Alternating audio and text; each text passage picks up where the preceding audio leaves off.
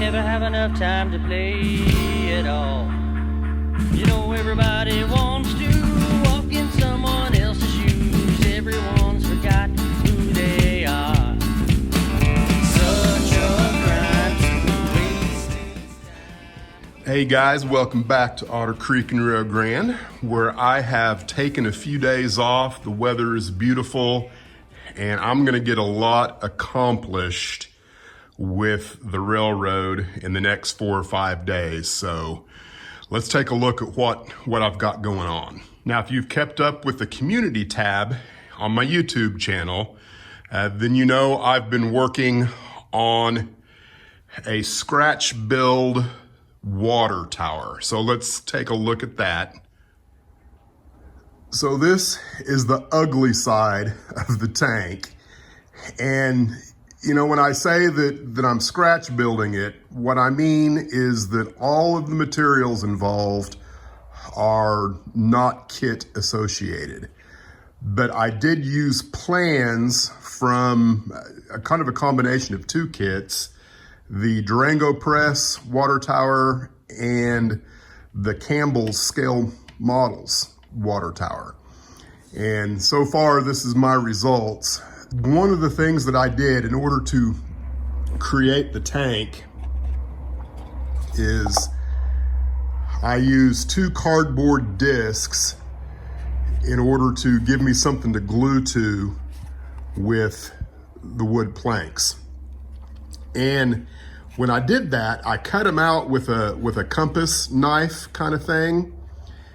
And I'm not entirely sure what happened, because some time passed from one cut to the other, and one of my discs ended up being smaller than the other, and that resulted in an inability to keep all of my planks running perpendicular. And then when I got to where, you know, they came together on this backside, you can see it just kind of got carried away to where there was nothing I could do to keep them straight anymore. So that's going to be the non-viewing side. And you'll never see that from the other side of the aisle. I'm waiting on some Grant Line stuff for the water spout, and I ordered some shake shingles from KC Workshop. Hopefully those will be here before the end of the week, and then I don't know if I'll get this completed by the weekend, but I'll for sure have it completed before the end of next weekend. All right, there's several things that I need to do off in the railroad room. Most notably, I need to come up with some kind of fencing to keep my toy trains from falling 4 feet to the floor. And I'm not entirely sure exactly how I'm going to do it yet, but here's for sure what I need to do is my old N-scale layout. This wood that I used for the fascia on it, it's going to be repurposed for something in the railroad room. I've also got this hex frog juicer here that I can for sure find some use for. But I need to clean up this mess. I'm going to deconstruct the N-scale layout, and some of the material that I'm going to use is back here. And you know, if you've been a member of the channel for a while, you know that I'm a retired Army musician, and as a departing gift for retirement, I received a bunch of cardboard. We got in a grand marimba like the very weekend that I was exiting the military. And if you know anything about a grand marimba, those suckers were like 10 or 12 feet long, and it came in a box, and I took that box, and this is nearly a ½ inch of cardboard.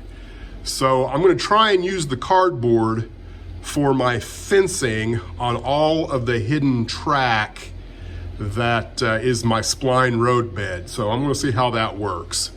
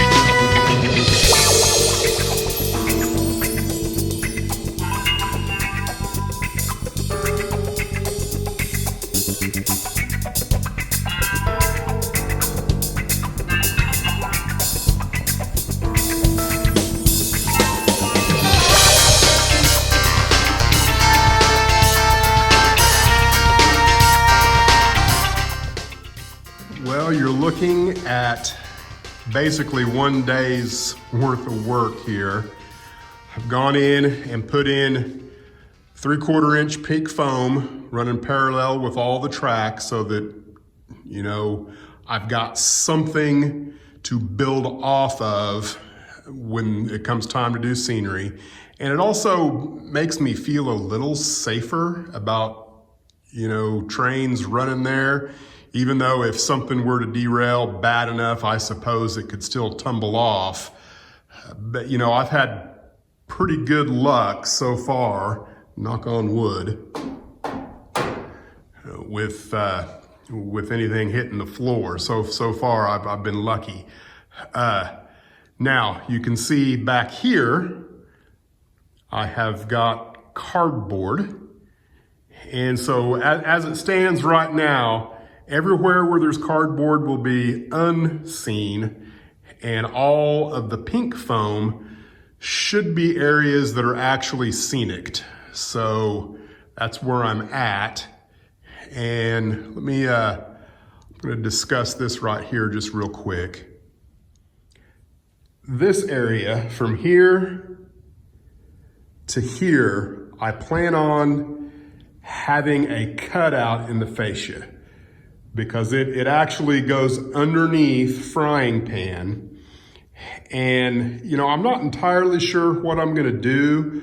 I've got a pretty good area right out in here that I could do some kind of scene. You know, part of me is thinking about doing something quirky and weird, you know, that you wouldn't normally do with a model railroad. I don't know. I haven't completely decided yet. At the very least, I think, you know, because you're gonna go into a tunnel over here, I kind of like the idea of maybe modeling the inside of a tunnel all through here. That would be the, I guess, the traditional thought of doing something in there. But I've got this space out here looking through a window that I could do something completely different. I just haven't decided yet, but there's gonna be something take place in a window in the fascia right here. Hopefully something creative. The cardboard, what I did is I just created a spacer that I glued right direct onto the spline. And then this, I guess it would be the outside here. This run of cardboard is actually glued on to the spacer. And then everything on the inside, I made it to where it could be removable with a screw. I thought, you know, that might be the smartest way to handle business for whatever reason. If I ever wanted to remove that cardboard, I could do it and without too many problems. I feel pretty good about all of this. So tomorrow, I'm going to concentrate all of my efforts back on frying pan and trying to take care of some last little bits that need to be done there.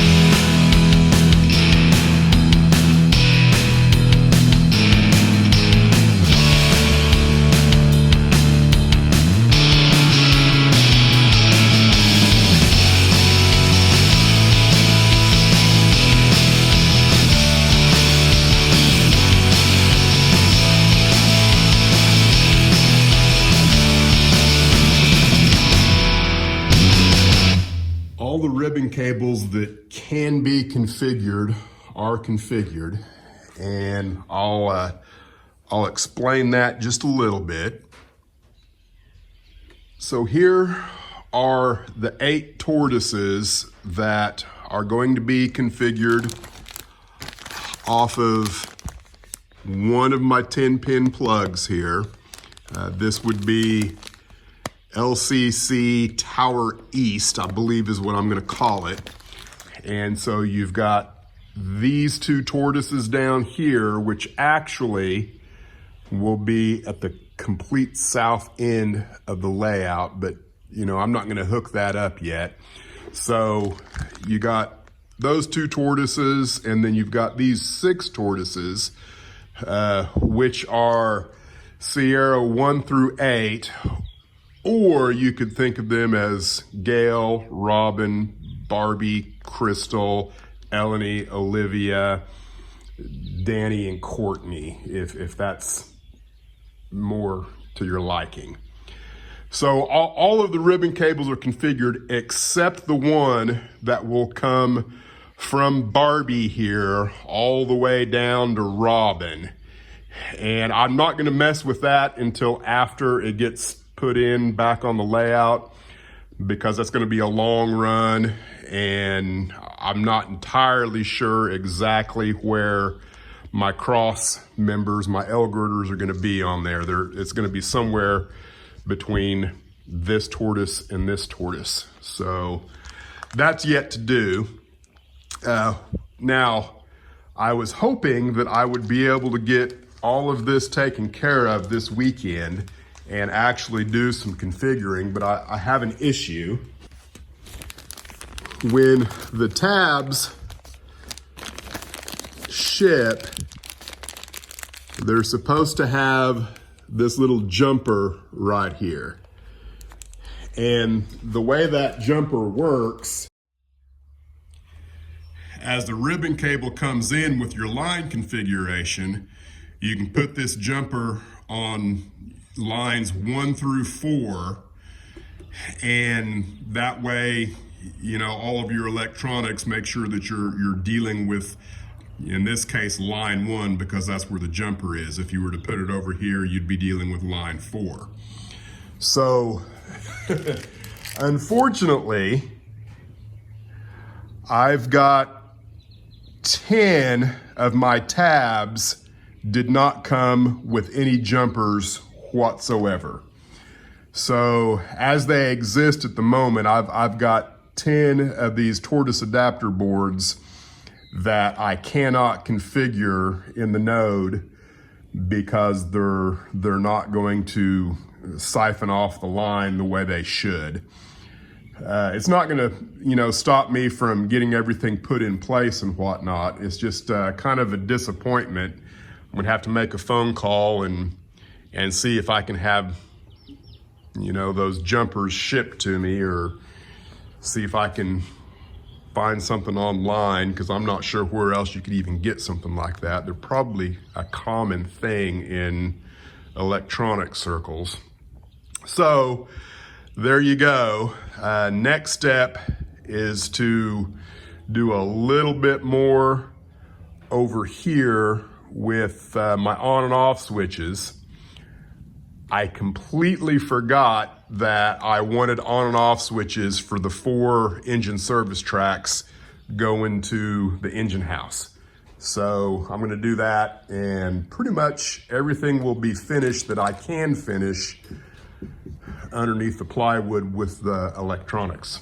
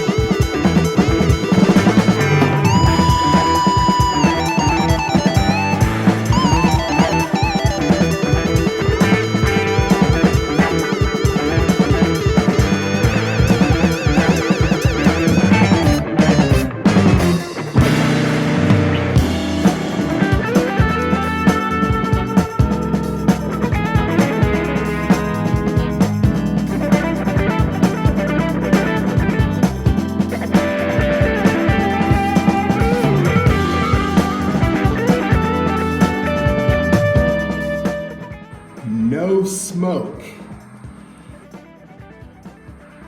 So this is the other control panel, and I've got the circuit breakers. This circuit breaker over here is actually for all frying pan.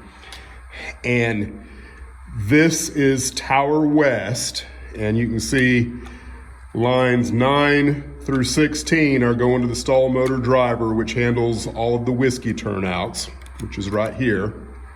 And then this ribbon cable, lines 1 through 8, is actually going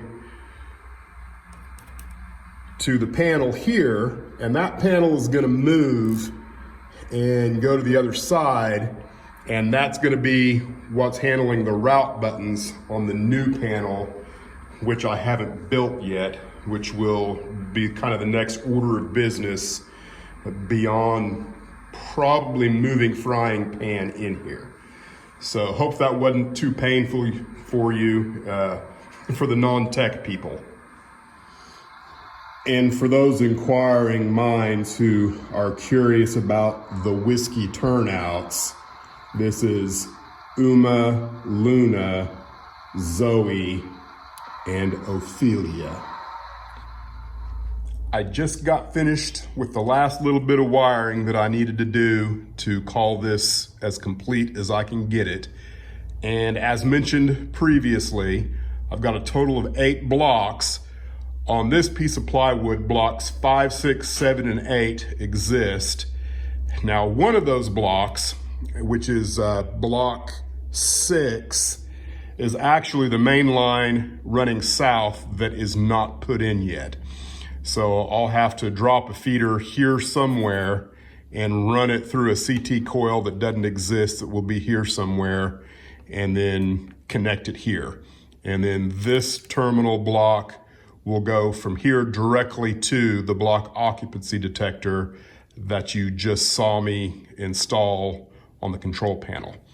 So that's taken care of. And the other thing that I went ahead and did is I scavenged all of my electronics. I had a few LCC devices that I haven't used yet, like I got another block occupancy detector and a few other wiring things for signaling that I thought I was going to use with my in-scale layout and didn't use. And I had another hex frog juicer. I stole all of the configuration pins off of that and repurposed them for the tortoises.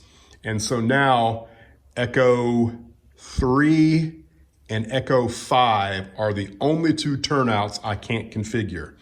And that's the team track siding and the coal siding. So I don't even have the coal track built yet, so no big deal.